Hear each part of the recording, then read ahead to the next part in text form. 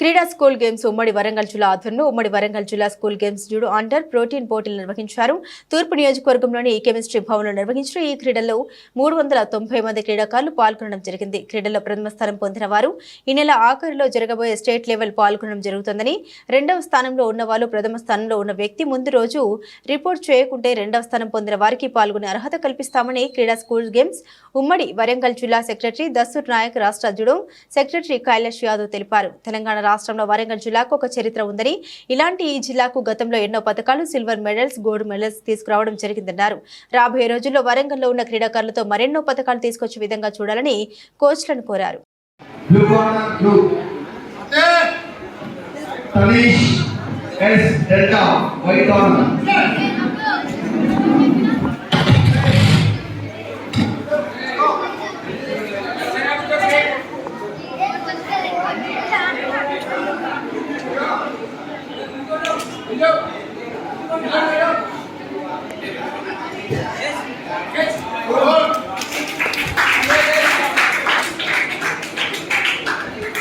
వరంగల్ జిల్లా ఉమ్మడి school games federation ఆధ్వర్యంలో నిర్వహించే అండర్ 14 బాలబాలికల జూడో ఛాంపియన్షిప్ కార్యక్రమం ఈరోజు కెమిస్ట్రీ భవన్లో ఘనంగా జరిగింది.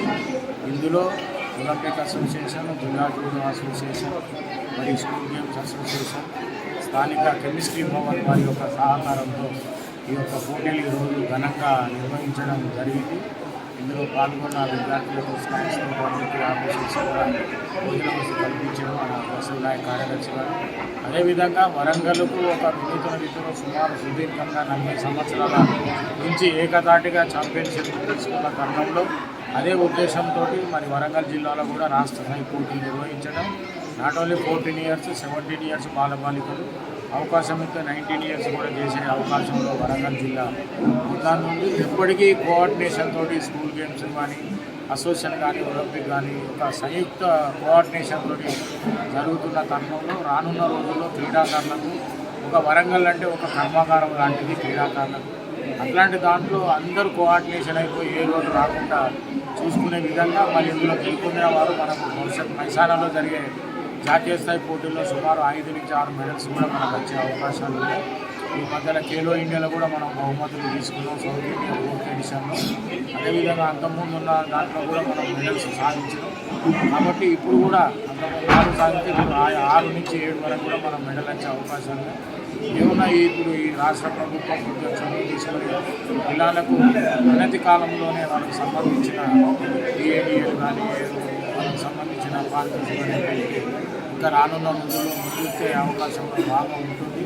దానికి అనుగుణంగా క్రీడాకారులకు ప్రతిభను బట్టి అకాడమీలు ఎక్సలెన్స్ కూడా మరి వరంగల్ జిల్లాలో ప్రవేశపెడితే బాగుంటుందన్నది నా కోసం. నా పేరు ధైర్యమైన కైలాష్ యాదవ్, కార్యదర్శి జిల్లా judo association, Olympic association, Khelo India identification committee member plus భారత జూడో సమాఖ్య కోశాధికారి. 2024-25 సంవత్సరానికి గాను స్కూల్ గేమ్స్ ఫెడరేషన్ హన్మకొండ జిల్లా ఆధ్వర్యంలో ఈరోజు ఉమ్మడి వరంగల్ జిల్లాకు సంబంధించిన క్రీడాకారులు judo under 14 boys and girls క్రీడాకారులు దాదాపు ఒక 350 మంది క్రీడాకారులు పాల్గొన్నారు. దీనిలో ఉత్తమ ప్రతిభ కనపరిచిన పిల్లలు, విద్యార్థులు, క్రీడాకారులు వారు రేపు జరగబోయే రాష్ట్ర స్థాయి టోర్నమెంట్లో 24, 25, 26 తేదీలలో వీళ్ళు పాల్గొంటారు.